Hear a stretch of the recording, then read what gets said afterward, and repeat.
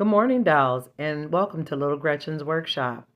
So today we're going to continue on working on the dining room. So I'm actually giving you a flashback to what the dining room looked like before we installed the floor. Now the dolls had to do quite a bit of work trimming around the door opening to make sure that the door fit. And you can see here they've trimmed it out, cleared out the doorway so that the door frame fits in very nicely. And this is a view of the utility room from the other side.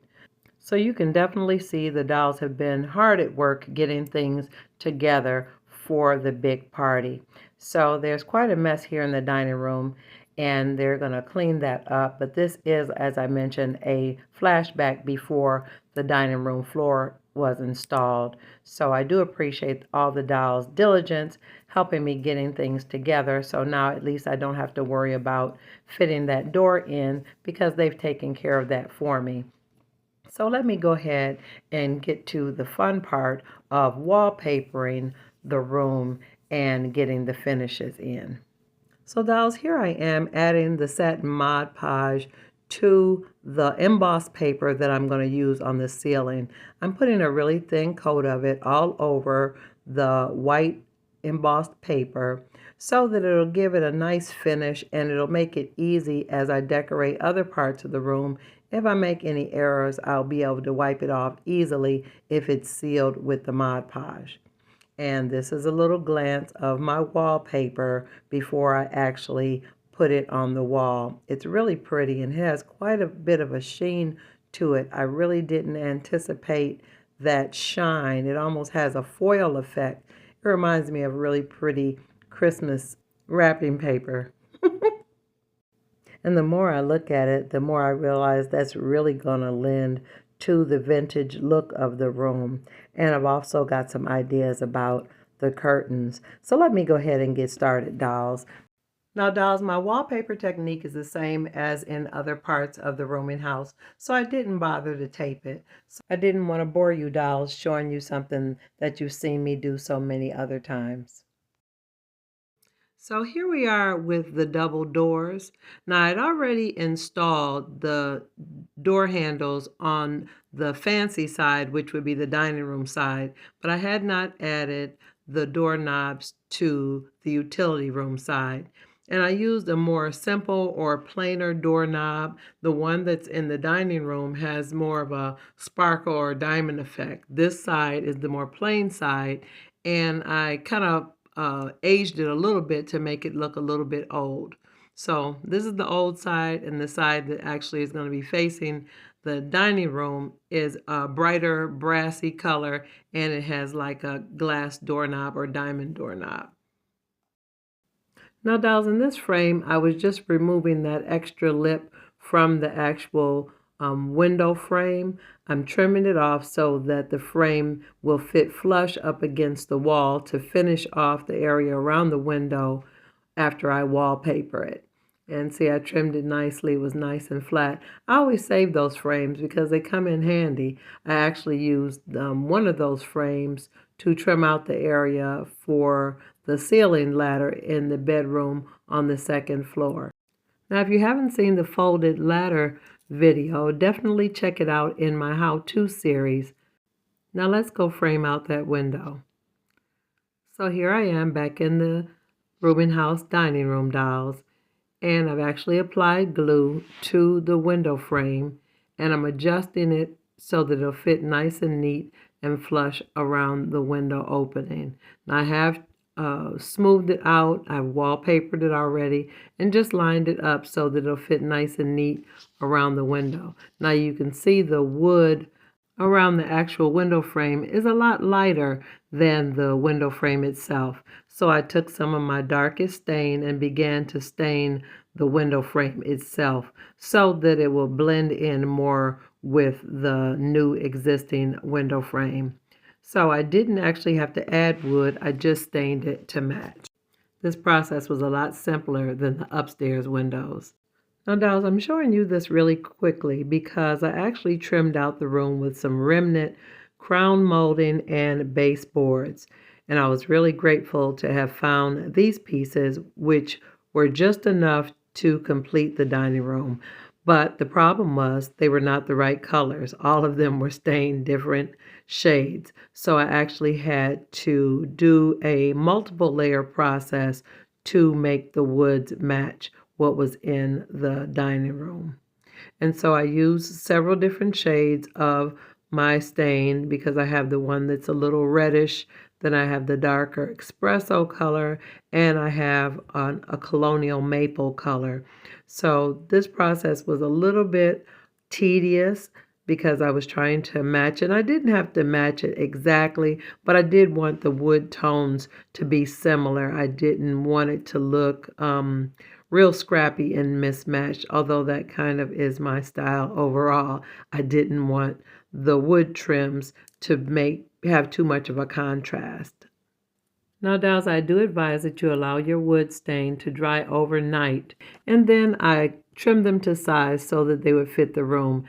Now here I am trimming off the excess to one of the baseboard pieces. I should be using my miter box.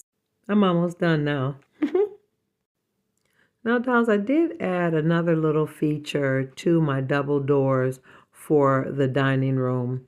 Now, this is a transition door because it goes from a very basic utilitarian or utility washroom into the grand dining room. So I felt like there should be something to kind of separate the two.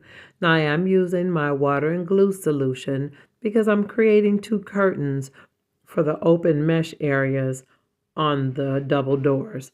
Now I used a very plain, very simple fabric. It's almost like a handkerchief weight fabric. I did dip it in the glue and I allowed it to be a little bit crinkly because the side that the curtain is going to be on is going to be on the laundry room side. So I would imagine that curtain would get a lot of handling and moving around. Now some may think that it should be perfectly starched and just perfect, but yeah, I imagine a curtain in a laundry room wouldn't look all that fantastic.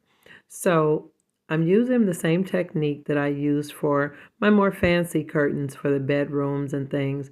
I just want these curtains to be very simple, very plain, super basic. Not trying to be too perfect, not trying to make it super straight. I'm allowing the curtains and wrinkles to stay in the fabric because I want to kind of give them the look that my mother would call rough dry, like you took it straight out of the basket and did not attempt to iron it. In spite of my attempts to make these curtains really simple, really plain, really basic, I spent quite a bit of time playing around with them, trying to give them the effect that I was seeing in my imagination. And I finally, after a while, just decided I just needed to allow them to dry and I would manipulate them more after they had gotten firmer. So I actually laid them in the window of the door so that they would dry and make sure that they fit properly. Now, as far as the technique, I am going to show you on the second window panel what I did. I used the same technique as I mentioned, like I used for my other curtains in the house. I used the liquid stitch to create a hem all the way around the panel, both sides, the top and the bottom. Now, dolls, definitely be advised that I created my panel's hem and allowed that to dry before I dipped it in my water and glue solution for shaping.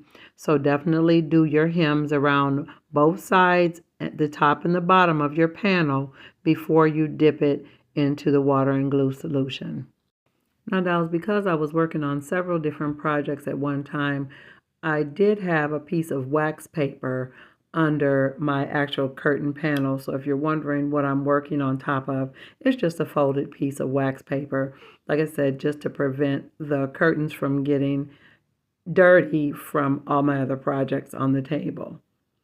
And that's my panel, all hemmed around all sides. And now this is the curtain panel after I've dipped it in the water. And if you notice, the technique is slightly different from when I do my more fancy curtains. I didn't bother with pins or anything like that, trying to stretch the fabric or make the fabric stay straight. I just did it freehand, freestyle, right on top of the wax paper because, again, I just want it to be a very simple, basic, rough, dry looking curtain. And you're just gathering some really soft pleats, almost in an accordion style. And again, because I'm not trying to make it too uniform, I'm just folding it very loosely in, like I said, an accordion style.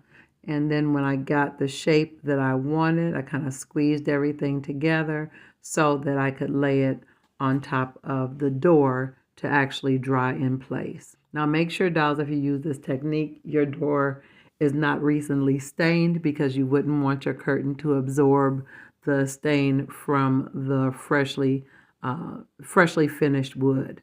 Or maybe you might.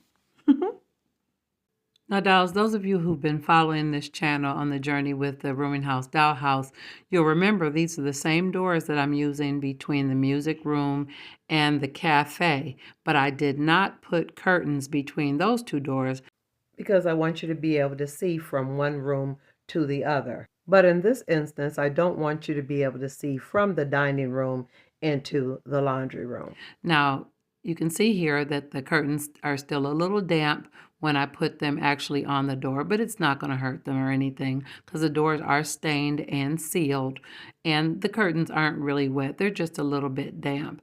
And I have the fan on in the room, so they're going to dry really, really quickly, but I just want to make sure that the curtains fit into the little space really good before I actually add the little wood stick as the curtain rod and glue them on permanently.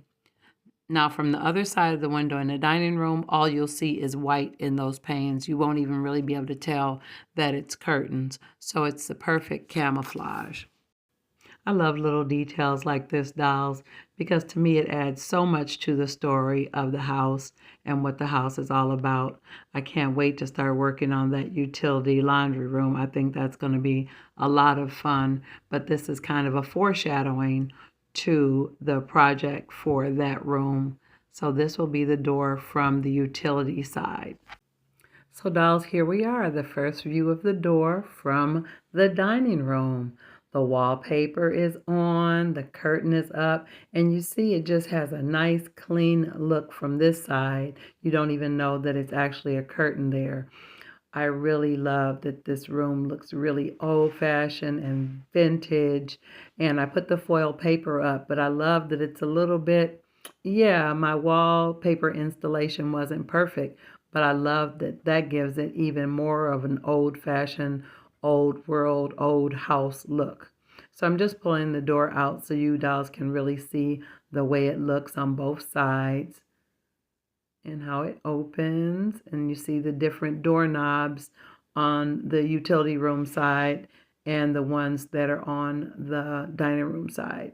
So yeah, I'm really excited. I think it looks really, really great, and I am ready to get on to the fun part. But I definitely wanted to give you dolls an update as far as where we were. We're really getting close. We're getting to the countdown of preparing for the party.